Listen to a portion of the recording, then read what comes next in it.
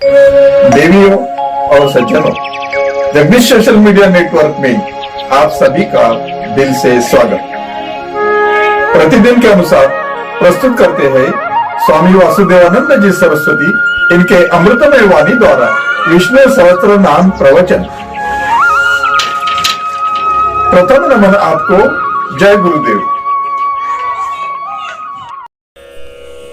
श्री विष्णु सहस्त्रनाम ज्ञान यज्ञ। जय महाकाल। आज 13 सितंबर 221 और आज से ही उज्जैन नगरी में होने वाले अपने महामृत्युंजय महायज्ञ की पूर्णाहुति के ठीक 155 दिन शेष है। जय महामृत्युंजय महायज्ञ। ओम त्र्यंबकं यजामहे सुगंधिं पुष्टिवर्धनम् उर्वारुकमिव बन्धनान् मृत्योर्मुक्षीयमामृतात् समस्तजनकल्याणनिरतं करुणामयं नमामि चिन्मयं देवं सद्गुरुं ब्रह्मविद्वरं सदाशिवसमारम्भान् शङ्कराचार्यमध्यमाम् अस्मदाचार्यपर्यन्तं वन्दे गुरुपरम्पराम्। नमः चिन्मयदेवाय तेजोमयाय धीमहि सुबोधानन्दरूपाय नमः पुरुषोत्तमाय च।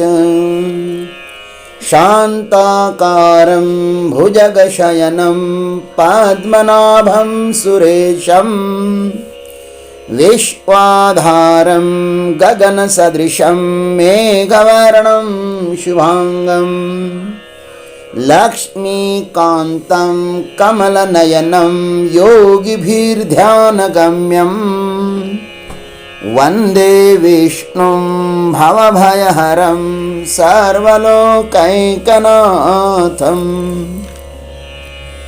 सुव्रतः सुमुखः सूक्ष्मः सुघोषः सुखदः सुरत मनोहरोजितक्रोधो वीरबाहुर्विदारणः।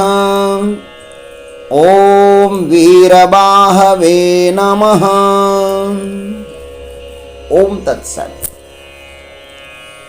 जो सामर्थ्यवान होता है भगवान को पहले जितक क्रोध कहा, मनोहर कहा, जितक क्रोध कहा और भगवान को अब वीर बाहु कहते हैं। ध्यान रखना, जो सामर्थ्यवान होता है वही अपने क्रोध को जीत सकता है।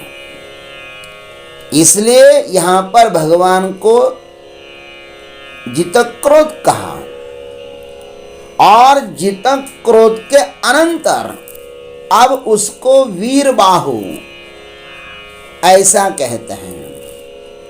जितक क्रोध और वीर बाहु ये दोनों भगवान के नाम एक साथ आए हैं। वीर बाहु का अर्थ होता है अत्यंत पराक्रमशील, भुजाओं से युक्त, इसलिए उसका नाम वीर बाहु है। भाष्यकार वीर बाहु का अर्थ करते हैं त्रिदश शत्रु निघ्नन वेद मर्यादां स्थापयन् विक्रमशाली बाहु अस्य इति वीर बाहु।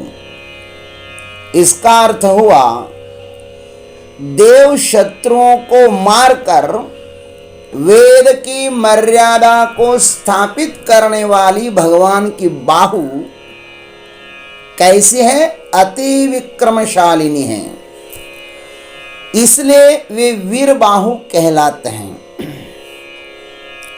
और इस संसार में सच्चा वीर वही है, सच्चा धीर वही है कि जिसने इंद्रियों के विषय इंद्रियों के समक्ष उपस्थित होने पर भी जिस व्यक्ति का मन यत्किंचित भी विचलित नहीं होता है ना, उसको ही तो वीरबाहु कहते हैं। इंद्रियों के विषय इंद्रियों के समक्ष उपस्थित है, लेकिन इंद्रियां विचलित नहीं होती है, उसका नाम क्या है? वीरबाहु। अरे भाई, बाहर के शत्रुओं को जितना तो अत्यंत आसान है, उस पर विजय पाना अत्यंत आसान है। आज के समय तो बाहर का युद्ध अधिक सरल हुआ है। एक बम लाखों को मार सकता है।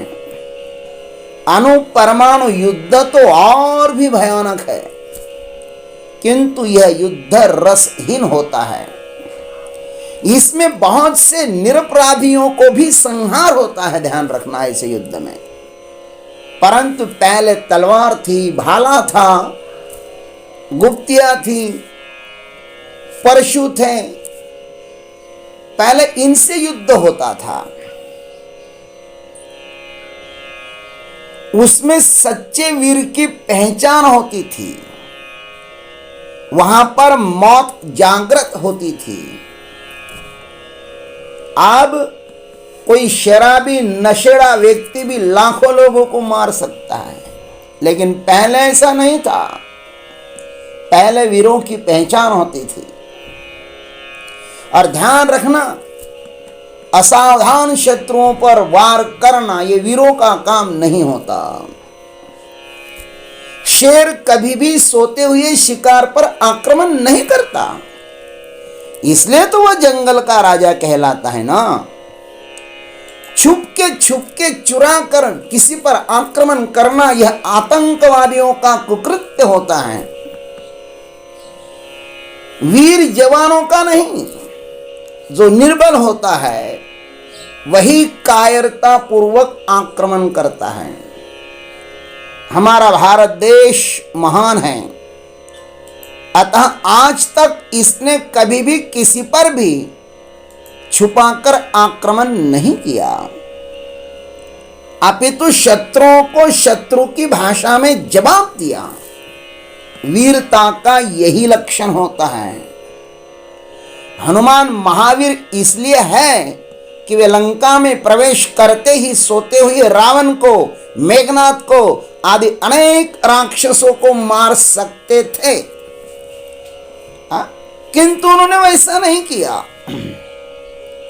उनको अपनी बाहु पर, शक्ति पर भरोसा है। वे जागते हुए युद्ध में उतरने के पक्ष में हैं।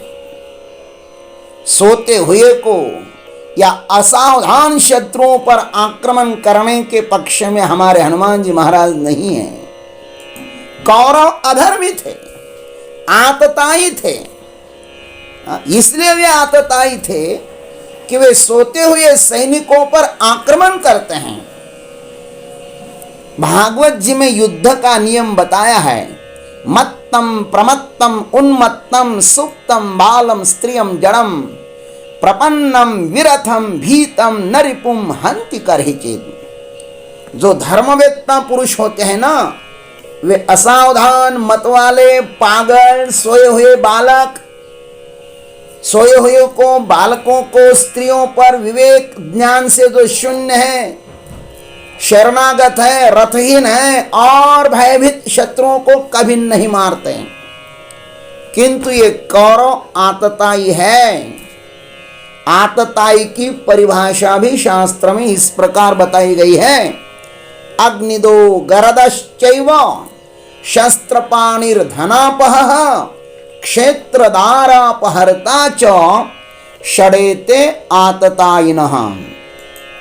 आततायिन मायांतम हन्यादेव विचारयन् नाततायी बधे दोष हंतुर्भवति कश्चन। देखो, अग्नि देने वाला, विष देने वाला, शस्त्र पाणी जिसके पास में शस्त्र है, जो दूसरों का धन, शस्त्र के बल पर दूसरों के धन का अपहरण करता है, दूसरों के पत्नी का अपहरण करता है, ऐसे व्यक्ति को आतताई कहा है। और आतताइयों को मारने में कोई दोष नहीं होता है, अपना शास्त्र कहता है। भगवान वीर बाहु है और अर्जुन महाबाहु है, इसलिए महाभारत युद्ध धर्म की धुरी पर हुआ है। इसलिए युद्ध से पहले युद्ध स्थल पर वेदों का सार भगवद्वाणी गीता जी का जन्म हुआ है। यह कौरव और पांडवों के बीच का युद्ध नहीं है। ध्यान रखना, यह कौरव और पांडवों के बीच का युद्ध नहीं है, अपितु धर्म और अधर्म के बीच का युद्ध है। महाभारत युद्ध क्रोध से नहीं, जीत क्रोध से जीता गया है। जीत क्रोध से किया गया युद्ध सबके कल्याण के लिए होता है, क्योंकि यह समाज के कल्याण के लिए ही होता है। दूसरों को क्रोध से मारने वाला वीर हो ही नहीं सकता। दूसरों को क्रोध से मारने वाला, ईर्ष्या द्वेष से मारने वाला वीर हो ही नहीं सकता। अपने बच्चों को, अपने शिष्य को क्रोध से मारने वाले माँ हो, बाप हो या गुरु हो, वे गुरु हो ही नहीं सकते। माँ और गुरु सिर्फ दंड दे सकते हैं, त्याग नहीं कर सकते।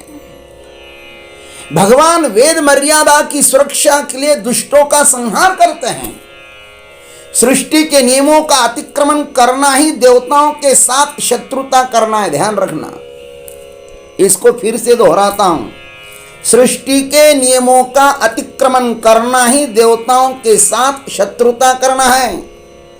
जान, धन, पद, शक्ति दुष्ट स्वभाव के लोगों को राक्षस बना देती है। ये जन की उपलब्धि, धन की उपलब्धि, पद की उपलब्धि, शक्ति की उपलब्धि क्या करती है? जो दुष्ट स्वभाव के लोग हैं ना, उसमें राक्षसता ला देती हैं। बहुत बार इस भारत भूमि को राक्षसों ने हमसे छीना और स्वर्गीय सुख भोगने वालों का जीवन भी नारकी बना दिया। यही तो स्वर्ग पर विजय पाना है। परदेशी बाबर आदि मुगलों ने और अंग्रेजों ने क्या हमारी मूर्खता का लाभ उठाया नहीं है? हम सोते रहे, राग द्वेष में डूबे रहे और वे हमारे भारत को हमसे छीनते गए। 15 टुकड़े हुए मेरे भाई, आज तक इस भारत के एक नहीं 15 टुकड़े हुए, और वह हमारी मूर्खता के कारण। इसलिए तो उनके अत्याचारों को देखकर कालांतर में उस समय एक साथ में ही अनेक वीर पैदा हुए। वीर सावरकर, चंद्रशेखर आजाद, सुभाष चंद्र बोस, भगत सिंह आदि अनेक गांव में, नगर में दिव्य आत्माएं इस धरा पर उतर आई और इस देश को पुनः स्वातंत्र्य प्रदान किया। और उसको भी कुछ दुष्ट लोगों ने छलने का प्रयत्न किया। ध्यान रखना, भगवान के हाथ बहुत ही लंबे होते हैं, उनका कोई भी अंत नहीं है। हम लोगों में कहावत है ना कि इनके हाथ तो प्रधानमंत्री तक पहुंचते हैं। इस आदमी के हाथ तो प्रधानमंत्री तक पहुंचते हैं, राष्ट्रपति तक पहुंचते हैं। वैसे ही परमात्मा के हाथ भी ब्रह्मादि स्तंभ पर्यंतम पहुंचते हैं। संसार में जितने सारे हाथ हैं, अर्थात करने की शक्ति है, वह इसकी ही तो है। हम तब तक ही कुछ कर सकते हैं जब तक इसकी भीतर शक्ति विद्यमान है। इसलिए नादान मनुष्य को मैंने यह किया, मैं यह कर रहा हूं, मैं यह करूंगा इत्यादि अहंकार नहीं करना चाहिए। भगवान के द्वारा प्रदान की गई शक्ति का दुरुपयोग नहीं करना चाहिए। जो लोग नेता, अभिनेता, उद्योगपति, डॉक्टर, इंजीनियर आदि आदि लोग जो है ना वो कोरोना से मर गए। वे एक बार घर से निकले ना महाराज, तो पुनः उनको घर देखने के लिए नहीं भी मिला। ऐसा हमने अब पिछले सालों में और इस साल में देखा। उन्होंने इतना सारा धन कमाया था, किंतु उनमें से उनके अग्नि संस्कार को एक तिल्ली भी काम ना आई। इसलिए मनुष्य को किसी भी बात का अभिमान नहीं करना चाहिए कि मेरे पास इतने लोग हैं, मेरे पास इतना धन है, मैं वैसा हूं। लोग अनाथ की तरह मरे, और ऐसे मरे कुछ कुछ लोग तो कुत्तों की मौत की तरह मरे, तड़प तड़प करके मरे, तड़प तड़प करके मरे। न पैसा काम आया, न परिवार काम आया। इसलिए ज्यादा अभिमान नहीं करना चाहिए। परमात्मा को हाथ नहीं है, किंतु सभी कर्म वे कर लेते हैं। भगवान के हाथ बहुत लंबे लंबे होते हैं। कर बिनु कर्म करहि विधि नाना। भगवान के इस सृष्टि में कैसे कैसे विचित्र हाथ है, और कैसे कैसे वे कर्म करते हैं, यह सब देखकर आश्चर्य लगता है। भगवान के अनंत हाथों में सबसे सुंदर हाथ केवल मनुष्य के ही है, ध्यान रखना। भगवान ने जो हमारे हाथ दिए हैं ना हमें, वो बहुत ही सुंदर है। इन हाथों का उपयोग केवल सत्कर्म करने के लिए ही करो, वरना हाथ की जगह पैर या मुंह ही मिल जाएगा अगले जन्म में। बहुत सारे जंतु हैं इस सृष्टि में जिनके पास हाथ, पैर, आंखें, कान आदि कुछ भी नहीं है। हम भी अपने इन इंद्रियों का सत्कर्म करने के लिए उपयोग नहीं करेंगे ना अब, तो यह प्रकृति हमें पुनः ये इंद्रियां नहीं देगी, हमारी जगह दूसरों का चुनाव करेगी। इसलिए अधिक न इतराइए, अधिक न इतराइए। समय बहुत ही कम है।